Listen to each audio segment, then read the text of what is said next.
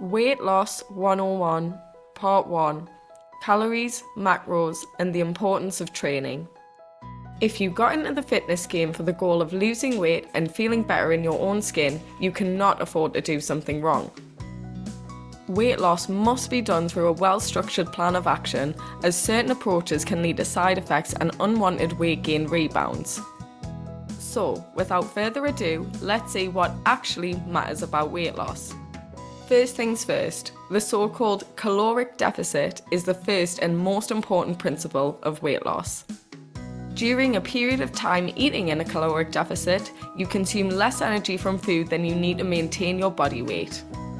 This allows the body to burn more fat than it stores, thus reducing the weight due to the deficit of energy.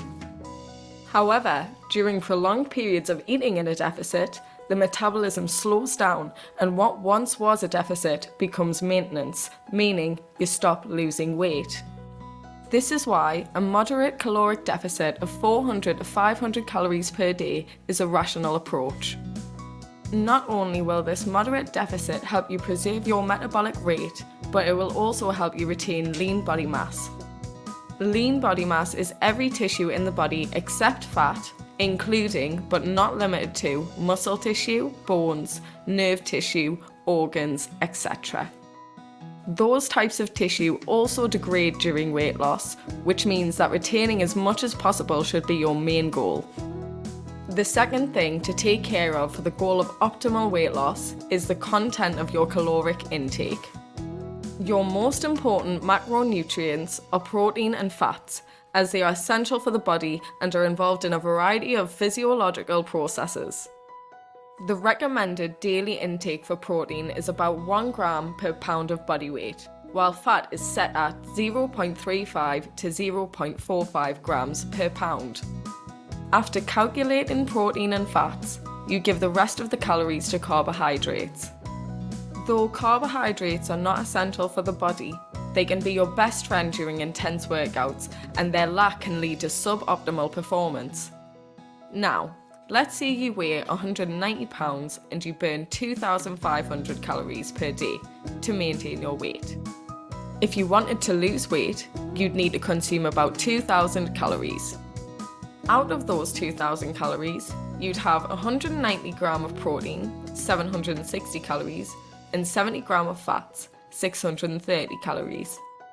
With a total of 1,390 calories coming from protein and fats, you have 610 calories remaining in your daily intake. Those 610 calories can go to carbohydrates. To calculate the exact carbohydrate intake, you simply divide the remaining calories by 4, because carbs have 4 calories per gram. And so, in this case, you'd have about 150 grams of carbohydrates.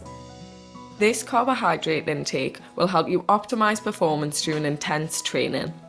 Engaging in intense resistance training workouts will allow you to stimulate the muscles to an extent that will help you retain their mass and tone them up.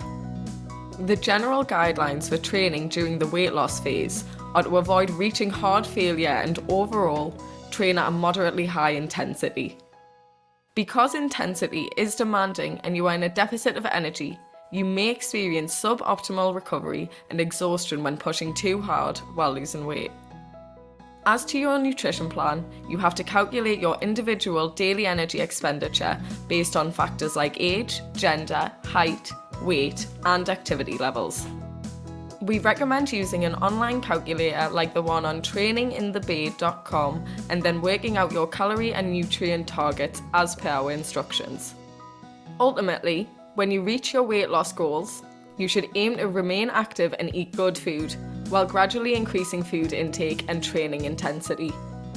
In part 2 of this series, we'll talk about rational food choices and what you should use to make up your daily caloric intake. See you there!